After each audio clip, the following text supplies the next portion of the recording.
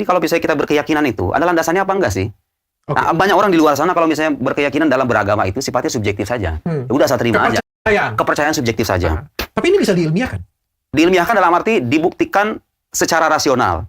Dibuktikan secara rasional dan bersandar pada ilmu yang valid gitu loh. Jadi saya juga mengoreksi itu. Bahwa istilah ilmiah itu nggak selamanya identik dengan pengetahuan empiris ya, pengetahuan indrawi, observasi indrawi. Jadi kita itu nggak mengingkari ilmu-ilmu saintifik, penelitian saintifik itu pengetahuan yang sah, pengetahuan yang valid. Cuma kita ingin menegaskan bahwa pengetahuan yang valid itu nggak selamanya bersifat indrawi. Ada pengetahuan-pengetahuan yang sifatnya rasional.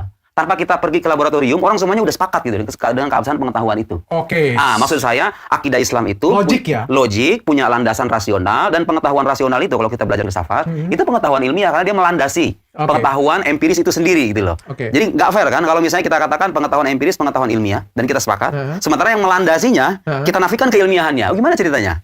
Itu menjadi landasan. Nah, jadi dalam Islam itu, saya selama bertahun-tahun belajar di Fakultas Usuluddin itu tidak mengenal tuh namanya dogma dalam arti sesuatu yang diyakini bukti nggak ada gitu loh. Justru dalam Islam itu dok, kita itu berkeyakinan harus selalu berlandasan pengetahuan. Makanya dalam tradisi keislaman itu ada perselisihan di kalangan para sarjana muslim. Kalau orang beriman asal ikut-ikutan doang, diterima nggak imannya? Sebagian tuh mempersoalkan loh imannya orang ikut-ikutan itu. Kenapa? Karena dia imannya nggak berlandasan pengetahuan. Nah, masalahnya sekarang, sebagian orang Islam sendiri karena nggak mengetahui itu. Taunya kalau iman itu ya percaya aja. Nggak bisa begitu. Dalam Islam itu, saya sudah paparkan bukti-buktinya kan. Dalam perdebatan itu. Di buku-buku juga, saya sudah banyak mengupas itu. Punya landasan-landasan rasional dan bisa kita uji bersama. Ini kata kuncinya, bisa diuji bersama. Mau itu berkaitan ketuhanan, kenabian, hal-hal gaib, itu bisa diuji bersama.